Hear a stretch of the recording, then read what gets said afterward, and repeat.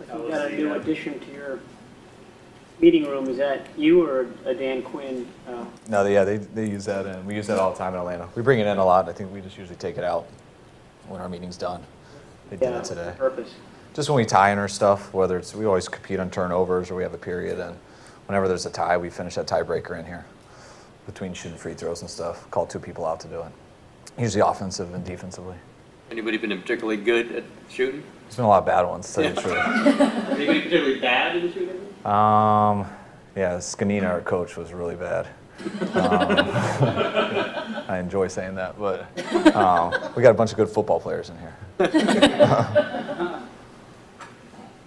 Kyle, that was a while ago, but when you had the Broncos come in, you got to get work done, but does it strike you memories that you have of your day, when your dad was coaching there for such a long time?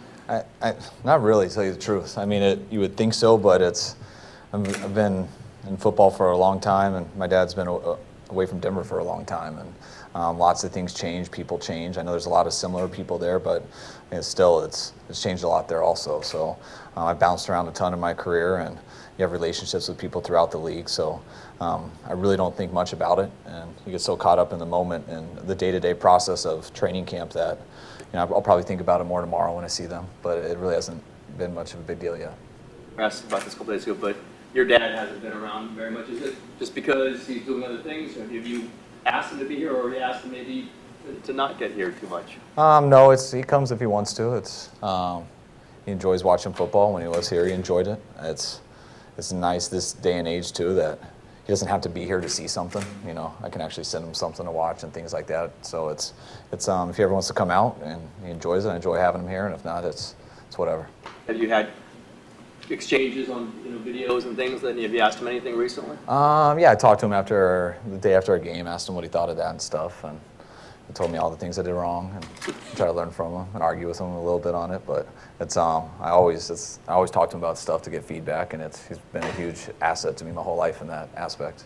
What did he talk about? Just X and O stuff, or is it like the way you approach something? Yeah, there was one time I should have called a timeout on an explosive play, tried to hurry up and do it, and it was a 3rd and 1. We got a 30-yarder and tried to hurry up and save a timeout, and it just took too long. Shouldn't have done that. Should have called a timeout right away. I knew I was going to get texts about that very fast. The end of the half there? Yeah, the second quarter. Going through the interview process, was there ever a point where you thought you might end up in Denver? Honestly, no. I just had this gut feeling that I wouldn't. I went into the interview. I really enjoyed it, meeting with those guys. I hadn't seen them for a while. But yeah, I didn't feel like I never felt like it. I felt after the interview I made it hard on them. But I always had a feeling that I wasn't. Was there things that you wanted or even not wanted to follow? Yeah, I'd rather, always deep down, I think I'd rather a different situation. I think but I love Denver. Loved growing up there. My family's from there. My wife's family's from there. So, it's always it would be a hard thing to say no to when your family's there and things like that. But it was, and by no means was that my situation of choice. After the game, did you talk to your dad about the penalties and how to eliminate them? Yeah, a little bit, but it's, I think, you can say, how do we eliminate them? You got to focus on it and you got to demand it, and which is pretty much what you do every day as a coach anyway. So you can't harp on it too much. No one wants that many penalties. You got to go back and correct the ones that are correctable. You got to get guys to focus, especially in the pre-snap penalties. And then the ones that you disagree with, you got to find out why they called them, what they saw, and then try to learn from them and coach your players up on them. How did you and Vance go about trying to organize these practices? We looked at the schedules and stuff because they've done it the last couple of years together, so we looked at how they had done that. Him and I talked, I believe it was on Sunday, and we went through those together and just made it more to fit what we both wanted. We got 2 practices done together. We talked a lot more about the first practice, knowing that depending on how that first practice goes, we probably will talk again Wednesday night to see if we want to change anything up on Thursday. Right now, Wednesday is padded. Will Thursday be padded? No.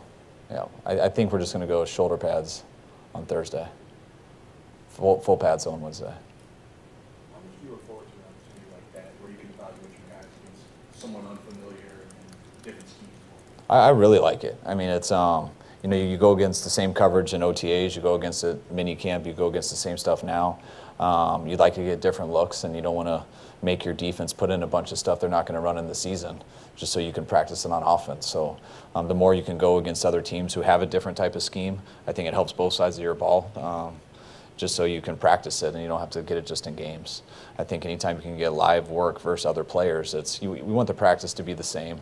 We want there to be no difference, but there's a different competition level just naturally. Going against guys you haven't seen, you definitely want to win, and which you do every day. But I think it brings out the most in people, and you get to see how guys compete, how they go against other players, and from a schematic standpoint, I think it's very important.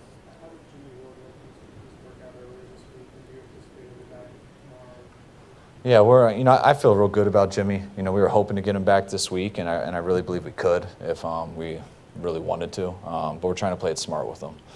We pushed him real hard on Sunday through a workout. Wanted to see how he responded yesterday, going through the same thing. And he responded to both really well. I know we're going to push him hard today with the workouts and just trying to see how he responds to those before we throw him out on the field. I know there's a chance to get him in the practices, but we're going to be real smart with them. But I definitely think it's looking positive right now. Balance getting him back physically while he's learning a new position in a new system. Yeah, we try our hardest with that. A lot of that's up to the person too. We're going to bring him to everything, have him pay attention to those walkthroughs, have him really study in the meeting rooms and try to get all those reps. But you can't think for him. He's going to be there and he's going to go through it. But I've been impressed with how Jimmy's handled it. He's not just out there checked out because he's not playing. He really makes the calls, goes through the motions with everyone. He's definitely out there mentally, and I've been impressed with how he's handled it. Now he's just got to get fully 100%. So when he does get back, he can just take off and not have any setbacks.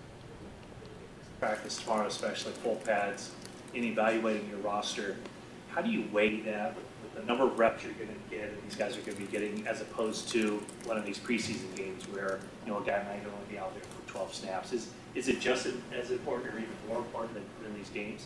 Yeah, almost throughout preseason, I see practice as more important. It's not just in the scrimmages. You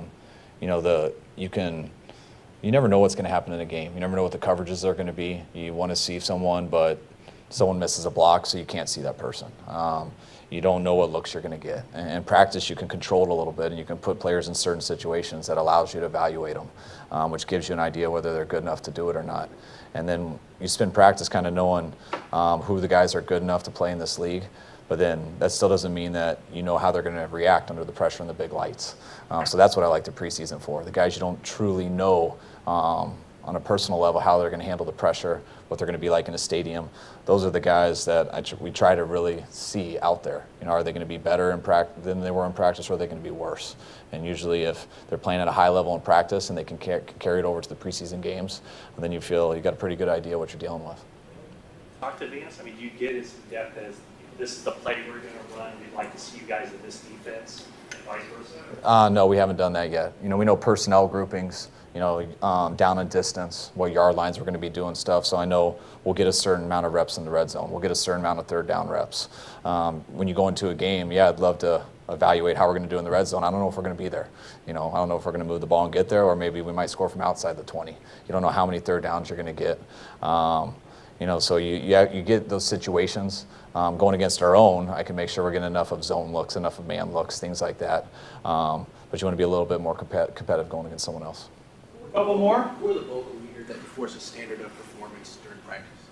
I'm not sure. I don't totally pay attention to all that. I'm pretty locked into trying to call the plays and make sure everyone's doing their job. You guys could probably have an idea who you guys hear out there more than I do.